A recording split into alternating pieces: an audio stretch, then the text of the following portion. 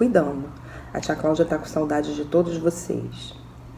Bom, nós vamos começar uma semana de revisão. É uma semana muito importante porque na revisão nós vamos rever tudo aquilo que nós já aprendemos, tá? Nós vamos rever e vamos fixar tudo aquilo que a gente já falou e principalmente tirar alguma dúvida que tenha ficado pelo caminho, tá? Então, peguem o livro de vocês de ciências, tá? Que nós vamos agora fazer a nossa revisão de ciências. Vocês vão reparar que no livro a gente começa falando sobre o universo, né? E o universo, a tia Cláudia falou do Big Bang, né? Que houve os estudos, que foi uma grande explosão ou grande expansão e que os cientistas acreditam que essa expansão continua, né? As explosões continuam e continua tudo em movimento, tudo acontecendo. Depois, no livro, vocês vão ver que tem falando sobre os astros luminosos. Astro luminoso. O astro luminoso é aquele que tem o quê? Luz própria. E fala sobre o astro iluminado. O astro iluminado é aquele que recebe a luz, tá? Do outro que tem luz. Então, por exemplo, o Sol. O Sol, ele é um astro que luminoso, ele possui luz própria, tá? E a Lua? A Lua já não é um astro iluminado. Ela recebe a luz dos astros que têm luz. Nós estudamos os planetas, tá? Que eu não vou agora falar todos os planetas aqui, mas vocês sabem, eu sei que vocês sabem. Mas nós vamos falar dos planetas gasosos, que isso é importante, que são os planetas formados por gases, e eles ficam mais afastados do Sol. São os gasosos, tá? E os planetas rochosos, que ficam mais próximos do Sol. E nisso nós temos os planetas gasosos e os planetas rochosos, tá? Então é importante a gente saber, a Terra é um planeta gasoso ou um planeta rochoso? A Terra é um planeta rochoso, tá? Dentre outros, tá? Bom, aí nós estudamos o telescópio. Para que serve o telescópio? Nós até produzimos um telescópio. O telescópio serve para você poder ver as galáxias, ver os planetas. É uma lente de aumento super potente que faz com que a gente consiga enxergar esses astros no universo. Nós falamos também das constelações.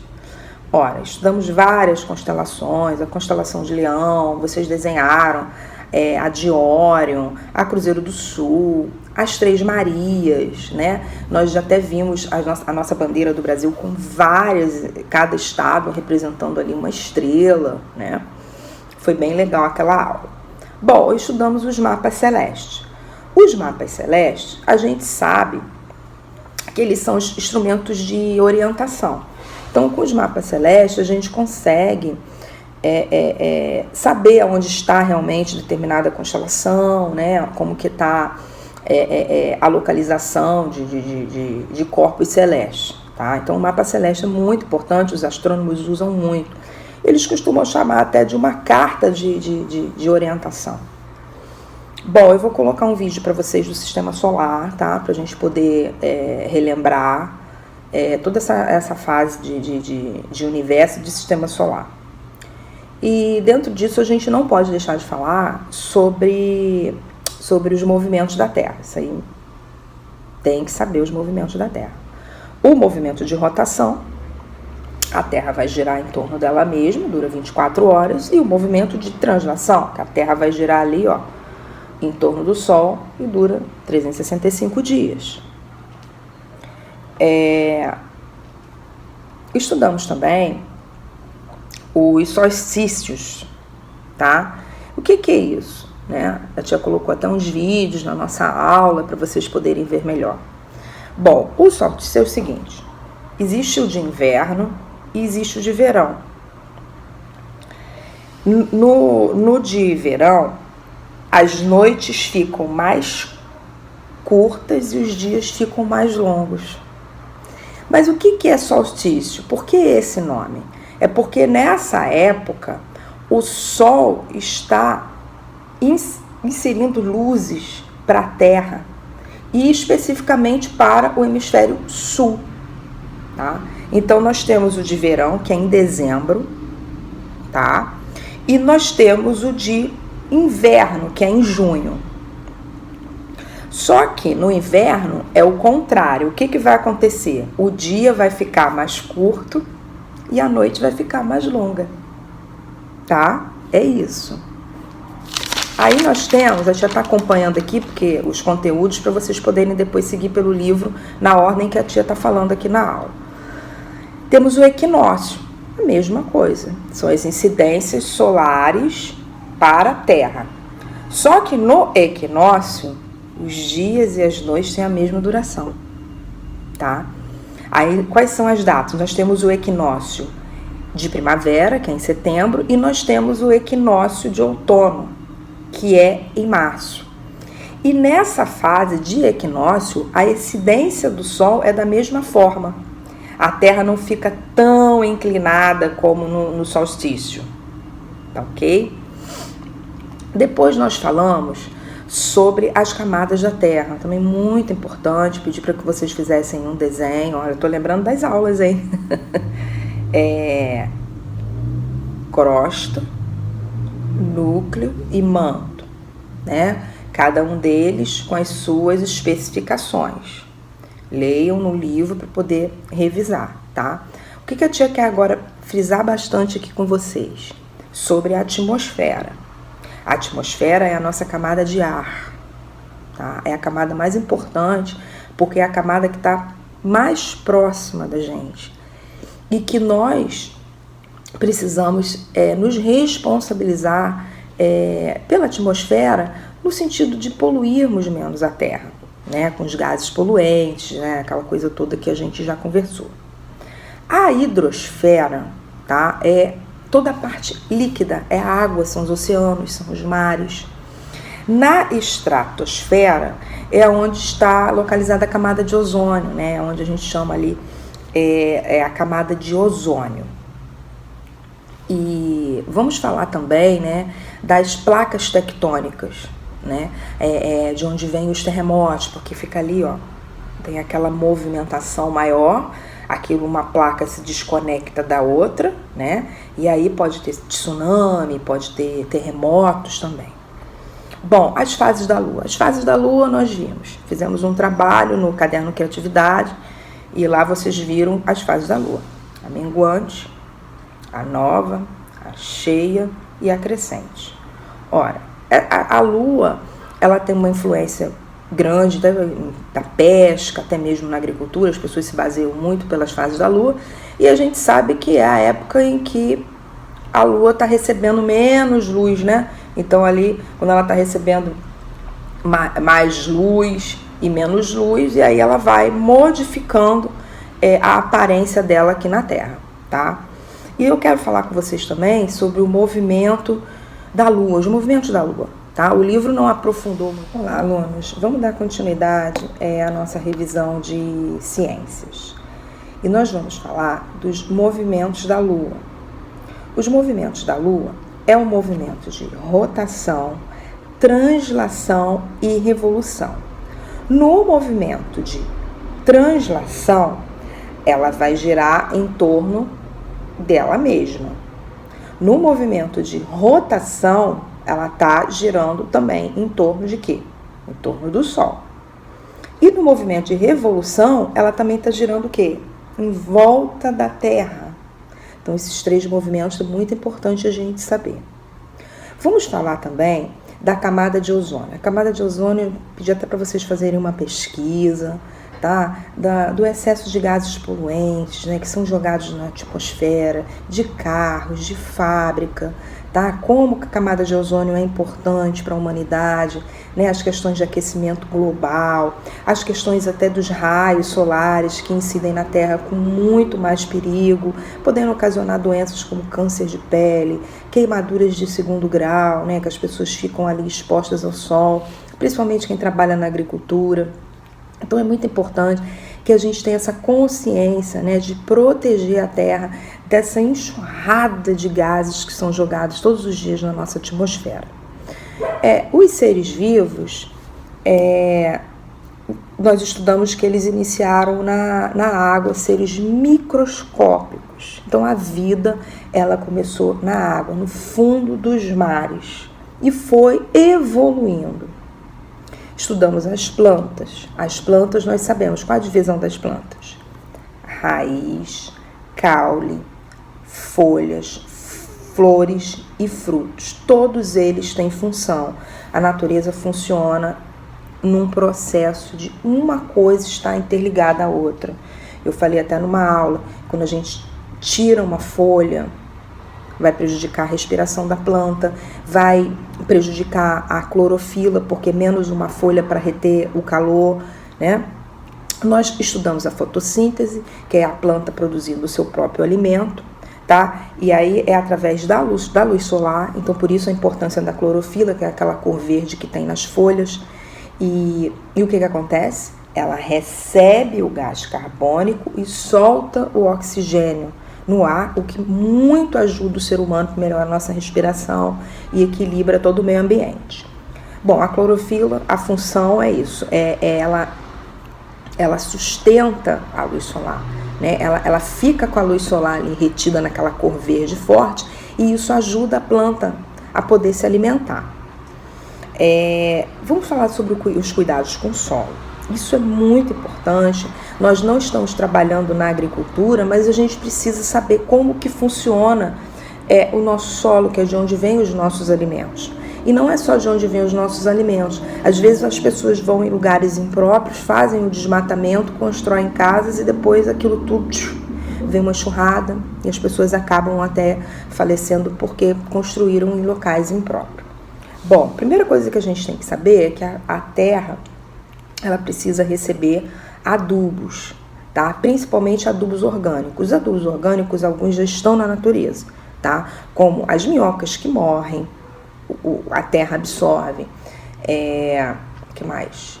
As plantinhas também, as folhas que vão caindo, a terra, aquilo vai se decompondo e a terra vai absorvendo. São os adubos orgânicos, tá? E existem os adubos também industrializados, que aí a gente já não sabe muito bem a procedência, mas que também são usados. Bom, e os solos? Temos o solo seco, que não precisa nem dizer, que ele precisa ser irrigado. Mas não é só jogar uma água, ele precisa de uma irrigação constante, porque é um solo que tem tendência a ser seco. Temos o solo alagadiço, o nome já diz, alagadiço é um solo que tem muita água, então ele precisa ser drenado, diferente do solo seco que tem que ser irrigado. O solo alagadiço ele tem que ser drenado, tem que tirar a água dele. Temos o solo sem oxigênio, que é aquele solo que já está desgastado, já está às vezes cansado, então você tem que arar, você tem que movimentar aquela terra para poder ela respirar, poder ela receber oxigênio. E nós temos o solo que é permeável, que é um solo que é fácil de entrar água, e um solo impermeável, que é aquele solo que já não está entrando água, é aquele solo, aquela coisa já dura, aquela coisa já desgastada pelo tempo. Tudo isso nós já estudamos. Bom, aí nós vamos falar das plantas, da respiração. Então, alunos, vamos continuar. Na respiração, as plantas elas absorvem o oxigênio e eliminam o gás carbônico. As plantas elas respiram de noite. De noite a planta está ali respirando. E tem a transpiração também. A transpiração ela acontece através dos estômatos, que são pequenos buraquinhos que tem ali na folha. E ali elas liberam, elas perdem água. Tá? Muitas das vezes a gente olha uma folha, ela está cheia daquelas gotículas, né? A gente olha e a folha está molhada, então ela está transpirando, tá? Ninguém molhou, ela mesma ali está transpirando. Vamos falar do ciclo da água, também muito importante. O ciclo da água é assim: primeiro acontece a evaporação, ou seja, gotículas de água sobem para a atmosfera, evapora. Quando chega lá em cima, ela condensa, ela vira o quê? As nuvens. As nuvens ficam pesadas de tantas gotículas que vão subindo e aí, chuva. A chuva faz o quê? Entra no solo, né? Volta para os rios, penetra mais profundamente na terra, nos lençóis freáticos. Né? A gente sabe que de onde vêm os nossos rios, então são os lençóis freáticos que transbordam e viram os rios, viram os lagos. E nós temos também a transpiração das plantas, já que eu acabei de falar, que as plantas também mandam, né, essas gotículas para as nuvens e formam as nuvens. Temos as geleiras também, tá? Quando tem o degelo, acontece o que? A fusão, sai do estado, né, do estado sólido e vai para o estado líquido, e nisso o ciclo da água vai estar sempre ali se movimentando, tá? Se movimentando. Agora, é claro que se o homem fizer o desmatamento, fizer queimadas, não respeitar a natureza, esse ciclo começa a ficar prejudicado. E se o ciclo da água for prejudicado, a gente acaba sendo prejudicado também pelas secas, né, por uma série de fatores. Então, a água é vida, a gente tem que preservar. Eu falei também da questão do lixo, para não jogarmos lixo nas ruas, para sermos conscientes, né, de prejudicar o menos possível a natureza. E, assim, quanto mais a natureza for alterada, for mexida, mais o ser humano vai sofrer. Muitas das vezes as pessoas não entendem isso, tá? Por exemplo, os grandes centros urbanos, a gente depende muito que a natureza esteja equilibrada na área rural, porque aqui já houve uma agressão física muito grande. Então, alunos, vamos continuar. Na respiração, as plantas elas absorvem o oxigênio e eliminam o gás carbônico. As plantas elas respiram de noite. De noite a planta está ali respirando. E tem a transpiração também. A transpiração ela acontece através dos estômatos, que são pequenos buraquinhos que tem ali na folha. E ali elas liberam, elas perdem água. Tá? Muitas das vezes a gente olha uma folha, ela está cheia daquelas gotículas, né? A gente olha e a folha está molhada, então ela está transpirando, tá? Ninguém molhou, ela mesma ali está transpirando. Vamos falar do ciclo da água, também muito importante. O ciclo da água é assim: primeiro acontece a evaporação, ou seja, gotículas de água sobem para a atmosfera, evaporam. Quando chega lá em cima, ela condensa, ela vira o quê? As nuvens. As nuvens ficam pesadas de tantas gotículas que vão subindo e aí, chuva. A chuva faz o quê? Entra no solo, né? Volta para os rios, penetra mais profundamente na terra, nos lençóis freáticos. Né? A gente sabe que de onde vêm os nossos rios, então são os lençóis freáticos que transbordam e viram os rios, viram os lagos. E nós temos também a transpiração das plantas, já que eu acabei de falar, que as plantas também mandam, né, essas gotículas para as nuvens e formam as nuvens. Temos as geleiras também, tá? Quando tem o degelo, acontece o que? A fusão, sai do estado, né, do estado sólido e vai para o estado líquido, e nisso o ciclo da água vai estar sempre ali se movimentando, tá? Se movimentando. Agora, é claro que se o homem fizer o desmatamento, fizer queimadas, não respeitar a natureza, esse ciclo começa a ficar prejudicado. E se o ciclo da água for prejudicado, a gente acaba sendo prejudicado também pelas secas, né, por uma série de fatores. Então, a água é vida, a gente tem que preservar. Eu falei também da questão do lixo, para não jogarmos lixo nas ruas, para sermos conscientes, né, de prejudicar o menos possível a natureza. E, assim, quanto mais a natureza for